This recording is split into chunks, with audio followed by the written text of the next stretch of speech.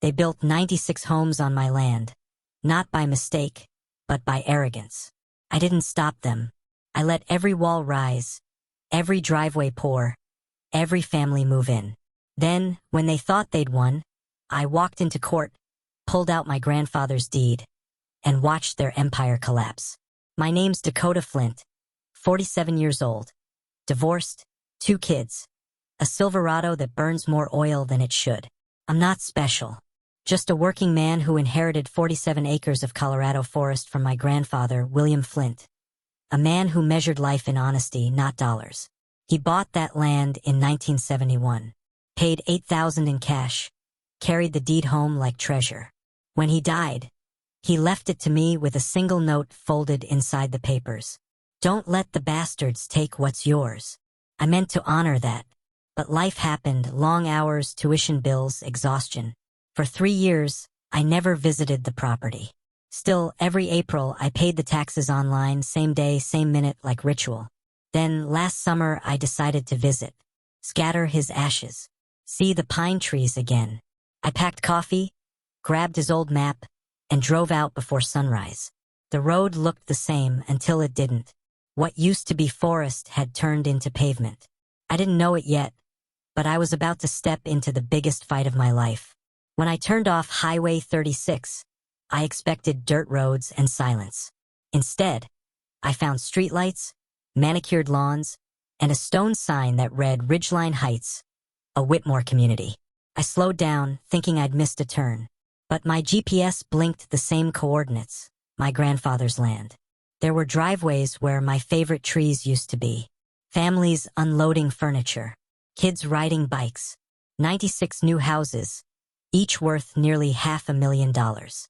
A security guard stepped out of a booth. Residents only, he said. I own this property, I told him, showing the deed photo on my phone. He smirked. Sure you do. Then a white Range Rover rolled up.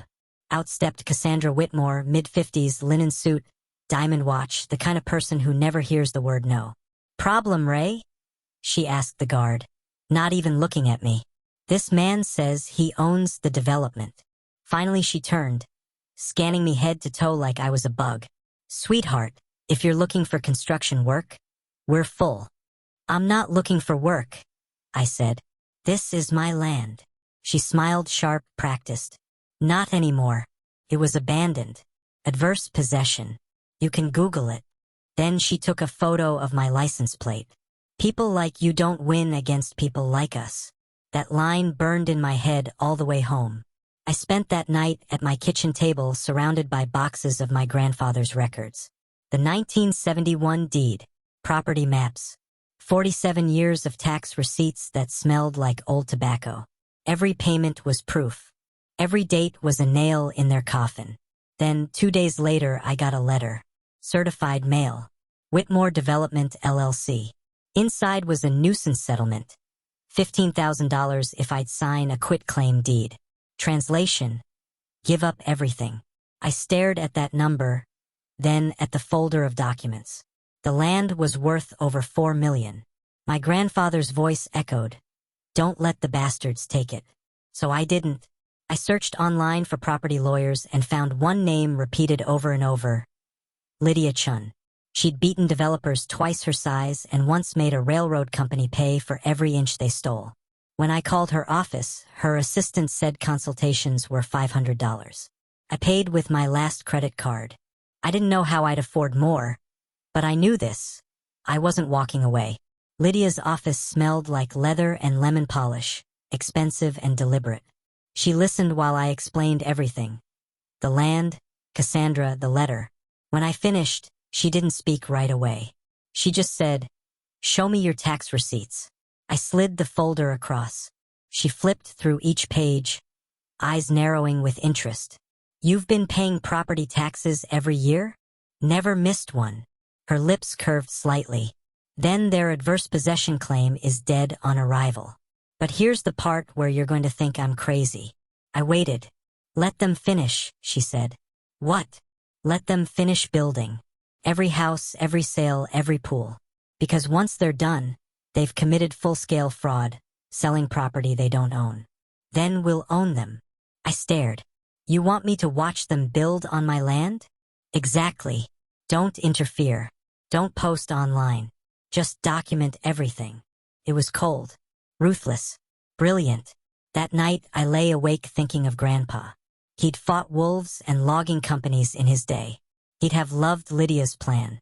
By morning, I decided.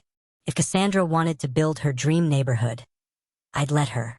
Every nail they drove would only build my case higher. For weeks, I parked on the public road outside the subdivision and recorded everything. Trucks pouring concrete, painters spraying beige walls, kids chasing each other in finished yards. Soon Cassandra noticed. She called the sheriff claiming I was harassing families. The deputy ran my plates and left with an apology in his eyes. Then came the letters. Code violations. Anonymous complaints. Someone said I was dumping trash on my own land. County inspector showed up, found nothing, and whispered, "Off the record." She does this to everyone. Online posts started spreading. Beware of local squatter. My photo.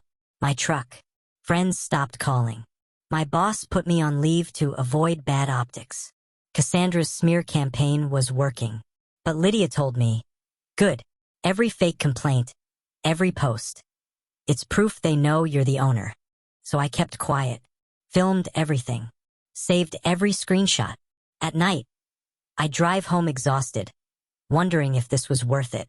Then I'd look at Grandpa's note pinned on my fridge. "Don't let the bastards take it." They wanted to bury me in noise. I was building a mountain of evidence instead. By January, Lydia filed the lawsuit, Flint versus Whitmore Development. The first hearing felt like a movie. Cassandra sat smugly beside her husband, Preston Whitmore. Slick suit, perfect hair, hands folded like he owned the room. Their lawyer argued it was all a misunderstanding. The judge looked bored. Until Lydia stood. She opened her leather case and handed the clerk a document. "Exhibit A," she said. An internal email from Preston Whitmore dated February 18th, 2022. The judge read silently, eyebrows lifting higher with every line.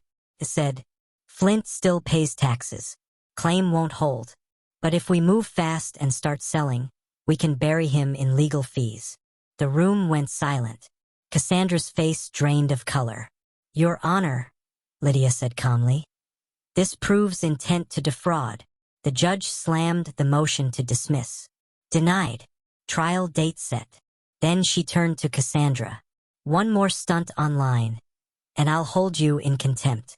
I walked out shaking, not from fear, but from relief. For the first time in months, I wasn't the crazy one. I was the man with proof. News spread fast. Channel 9 Denver aired the story. Luxury developer accused of building on stolen land. The Whitmores tried to spin it, claiming clerical error. But emails don't lie. Their investors pulled funding. Banks froze accounts. Suddenly, neighbors who once glared at me started sending messages.